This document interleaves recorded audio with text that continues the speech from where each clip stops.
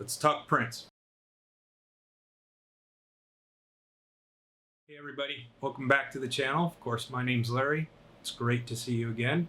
If you're a returning member and if you are a first-time member and you're new to the community, let me welcome you. It's great to have you here. Don't mind my friends. They're nice for the most part.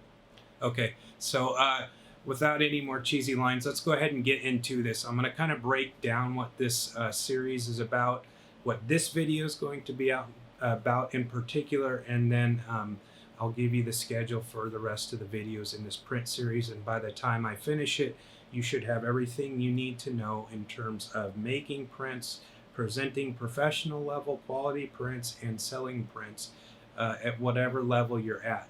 And just so you know, prints are absolutely critical. If you're a full-time working artist, if you're on the rise trying to get to that level, or if your aspirations are just to have it as a supplementary level, prints are everything. They're going to be what you sell the most of.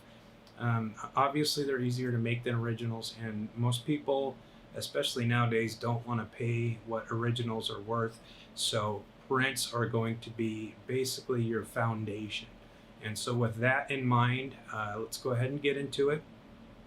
So there are what I consider to be 4 key fundamentals in terms of making high quality prints. And I'm going to go over those now, and we're going to split up those 4 fundamentals into 3 videos. So today we're going to do the sizing. In next Saturday's video, we're going to do packaging and presentation together, because those kind of go together and intertwine. And then we're going to wrap it up the Saturday thereafter with pricing. So by the time we get to pricing, you're going to understand all of the factors that have gone into that pricing scheme and why I price the way I price and what the different variables are.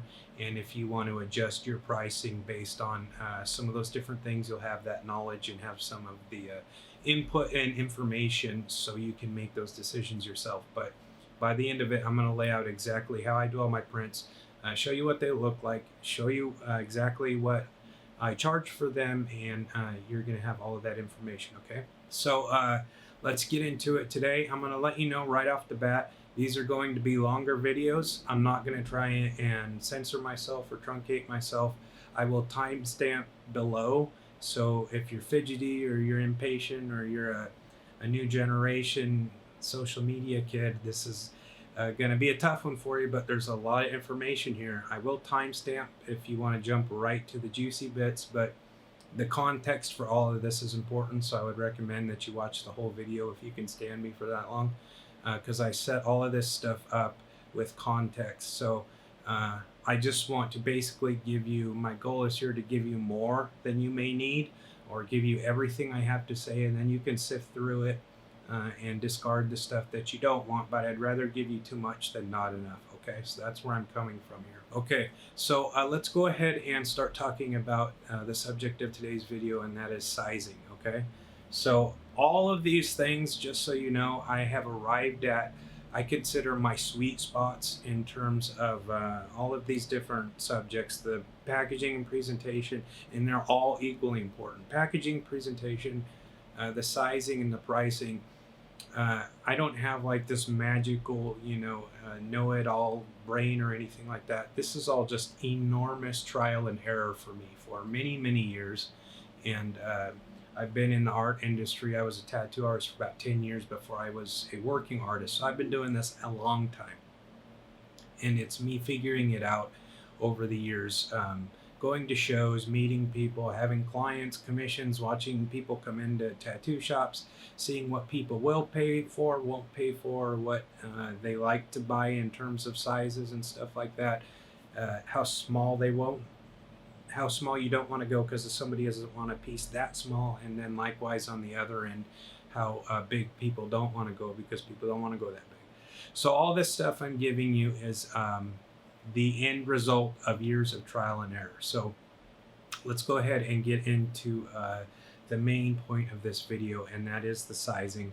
So I have 3 main sizes. I have what I consider a small size. That's a 5x7. I have a medium size. That's a standard 8.5 by 11. And then I have a large size, and that is a 13 by 19. And I'll go ahead and show you what those look like. These are all the same print. This is my Crypt Keeper piece, so I can show you that this is a 5x7. This is the 8.5 by 11. Sorry if I'm killing you with the reflection there. And then this is the big one, the 13 by 19. So you can have some kind of an idea of how big those are. And pardon me if this, I hope this doesn't bother you. I have my little fan on me, but I hope it's not obnoxious, but it feels really good, and I don't want to sit here and talk for 20 minutes without it because it's nice. Okay, so anyway, those are the different sizes. Those are what they look like, and let's go ahead and break down the reasoning behind those sizes, okay? Basically, what I'm trying to do is offer 3 different entry points. Well, I've talked about this before in some of my other videos, but what you want to do is you want to appeal to as many people as possible, and you want to leave out as few people as possible. So by offering 3 different size points, I appeal to a wider audience, and I can also hit 3 different price points that way. And you'll find a lot of times, and where I get a ton of this information is it shows because I hear it directly from people. And I see what prints they pick up, and I hear what they say when they pick up a print. And what you get a lot of the time with the bigger prints from some people is, this is really cool and I love it, but it's just too big. I don't have room for it. To which I always reply, well, put it on your ceiling. But a lot of people don't want to hear that. Anyway, so a lot of people just don't want huge prints. Some people, you know, college kids, students, that kind of thing. A lot of younger adults want the smaller print, the 5x7. It's nice. You frame it or just put it up on your desk or your office. You know, at your desk at work, in your office, or you know, a lot of college kids tell me they put them up in the dorm, that kind of thing. So you're appealing to a certain audience there, a certain segment of the audience. So by having that small size, you can keep the price lower there, and you can appeal to a certain audience. And then again with 8.5 by 11,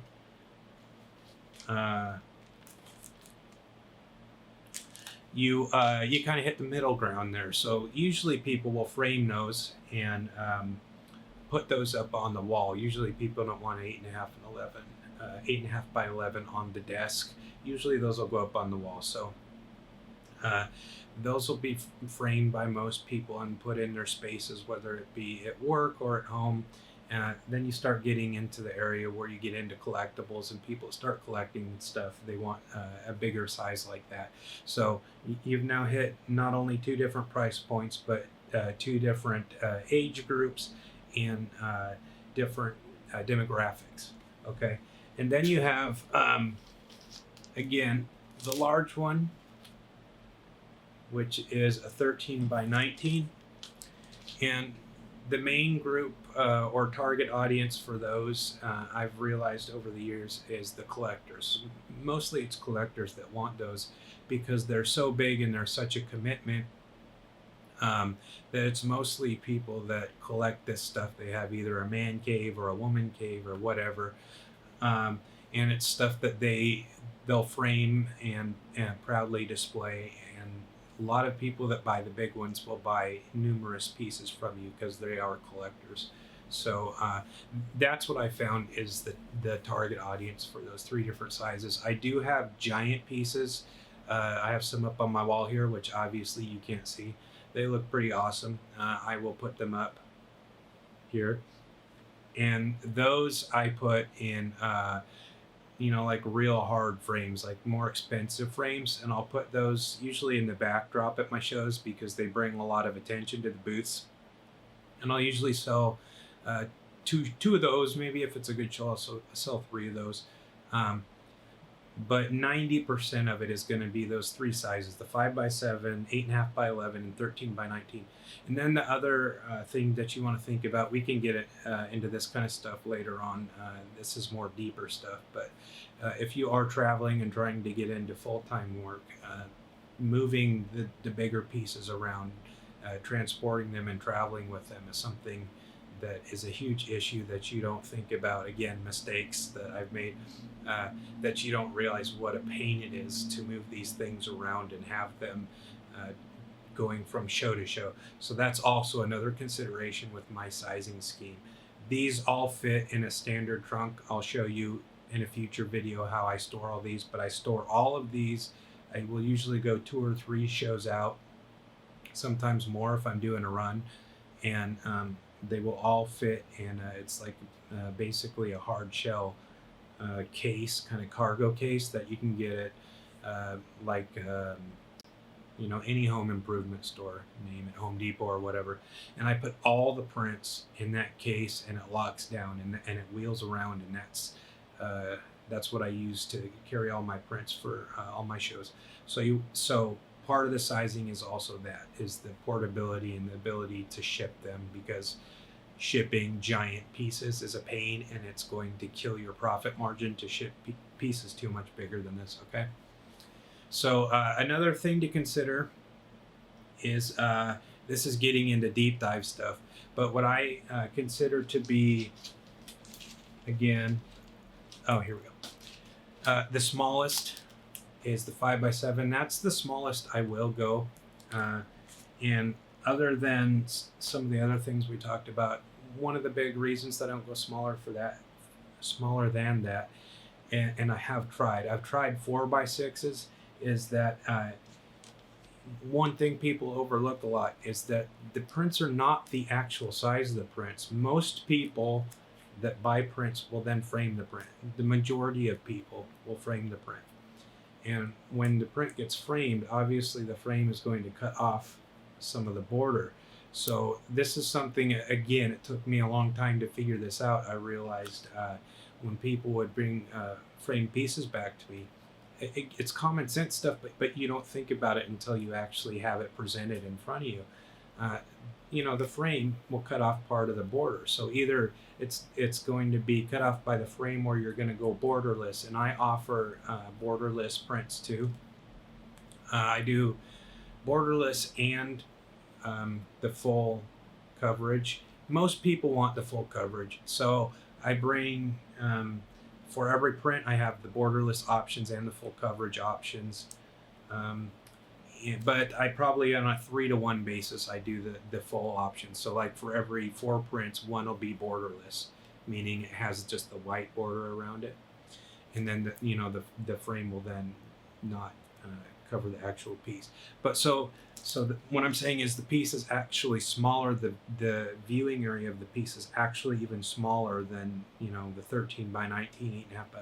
It's actually going down like half an inch. So if you go smaller than the 5x7, like you go to a 4x6, it's really not 4x6. It's probably about 3.5 by 5.5. I got the wheels turning there. So anyway, you get the idea. So if you go smaller than that, they start to look crappy, in my opinion, and they become harder to work with and frame, and people don't like it. It's hard, especially like with my work, it's got a ton of detail. So that's why I don't go smaller than a 5x7. And for the aforementioned reasons I talked about, I don't go bigger, other than I take maybe 3 or 4 of the giant frame pieces to the shows, which are like, I think those are 2 feet by 3 feet. And I take those mainly just to display because they look cool and they bring a big audience. But for the bulk majority of stuff I sell, I don't go bigger than the 13 by 19s because of the reasons I talked about before, the portability issues and all of the problems in terms of moving them around, dealing with them. And most people don't want any bigger than that. You also start to get out of people's price range if you go bigger than that. So that is why I have the sizes that I have. So sizes are small, medium, large, which is the 5x7, 8.5 by 11, 13 by 19. It's really important if you want to be a working artist to start learning this stuff. Oh, one more thing too I wanted to add before I forget, and then I'm going to wrap the video up. This is another trial and error thing that I learned.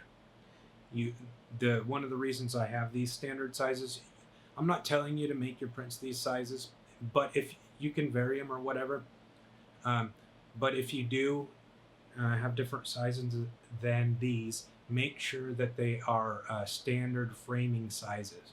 So all of these, you can go into a Michael's, or if you're lucky enough to have an art store, since there are no more of them anymore. But if you go into a store, 9 times out of 10, when I see these at shows, people are going to buy them, and then immediately they want to go frame them. I know this because they bring them back the next day and get them signed, or they ask me if they're frameable sizes. I just know, and I'm a collector too, it's the first thing I do when I buy a print. So you want to make them standard frameable sizes, and that's what all mine are. If you make them, it's, again, I've talked about this in previous videos, if you make something hard for somebody, you're going to be turning them off. So if you sell them a print and then make it hard for them to get the print framed, if they have to go get a custom made, or if they have to go screw around with it, chances are, if they see you again, or they want to buy another print, that's what they'll remember. Even if they love the print, they'll remember it was a pain in the ass to frame. So you're making it harder for somebody. Make it easier for somebody, making it easy to frame. So that's also another consideration. So I hope this has been helpful. I hope I didn't leave anything out. I probably did. If I did, I'll cover it next week. So stay tuned next Saturday. At the same time, we will be covering packaging and presentation, which is very, very, very important. So now you know the sizes, but the way they're packaged and the way that they're presented and the way that they feel will all contribute to how many you're going to sell. You want them very high quality.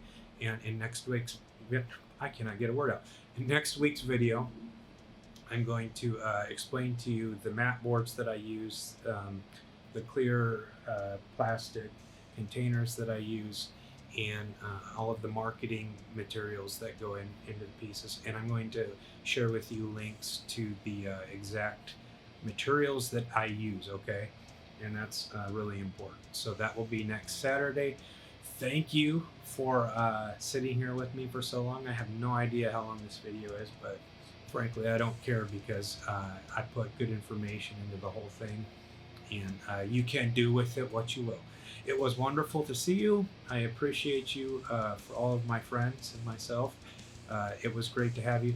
Please, if these videos are helpful to you, share them with your friends, subscribe to the channel, turn on the notification bell. Takes me away from my work to do this, though I love it. It is a lot of resources that go into these videos, so the more that I feel like they're helping you, the more that I'll want to make them. So if you have up-and-coming artists, friends, or anybody that you feel could benefit from these, please do share them, and let me know what you think in the comment section. And until next time, I will see you next Saturday for the second part in our print series, which is packaging and presentation. Until then, I bid you adieu. All right, later.